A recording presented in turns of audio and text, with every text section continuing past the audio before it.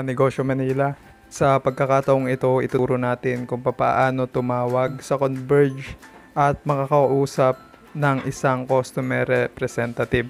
So, punta lang po tayo sa browser. Type lang natin yung click to talk.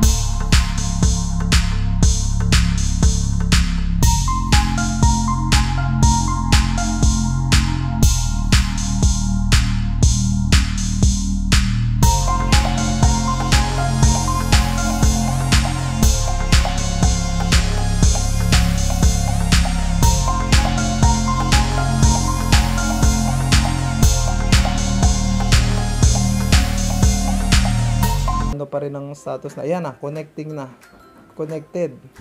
So magkakaroon tayo ng call in progress and call. Yan.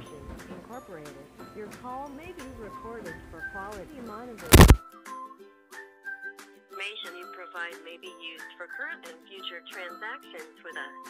A copy of our privacy policy is found on our webpage at www.convergeict.com. If you agree, press 1 to continue. Otherwise, press 2 to disconnect this call. Click lang natin yung number 1. For residential, press 1. For SME, press 2. For corporate, press 3. To repeat options, press 4. Residential tayo, click lang natin ulit yung number 1. For non-technical, press 1. For technical, press 2. To know about our services, press 3. To repeat options, press 4. Okay, dahil To go back to previous menu, press the star key. Okay, dahil To go back to the main menu, press the hashtag key. Dahil follow up lang naman to, click natin yung number 1, To non-technical. modify your account, press 1. To request for the copy of your SOA, press 2. For billing disputes, press 3. Para mas madali To tayo go back to makapasok, previous menu, press the star key. click natin yung number To go 3. back to the main menu, press the hashtag key. Number 3 mga Please key in kabel. your account. Okay, para madali tayo makapasok, click natin yung number 3 and after that, ipapa-enter sa atin yung account number natin. I-type lang natin sandali.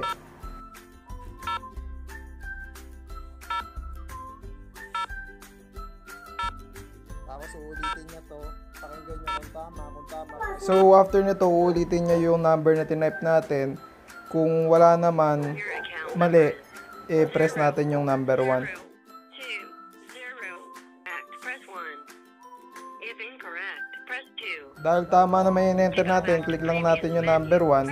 Pero kung wala kayong number, siguraduhin nyo lang mag-enter ng kahit na anong number, basta 13 digits. Okay, sa pagkakataong ito, hintayin lang You are natin. currently caller number 30. Ayan, pang 30 daw tayo, The estimated 37. hold time So, is currently 7 kailangan, para sa moment na to, kailangan lang natin maghintay. Narinig nyo naman, pang 37 na caller tayo. O hintayin lang natin may pumikap na customer representative para makausap natin. And doon pwede na nating sabihin lahat ng concern natin. So, subscribe na kayo sa ating channel. Thank you so much.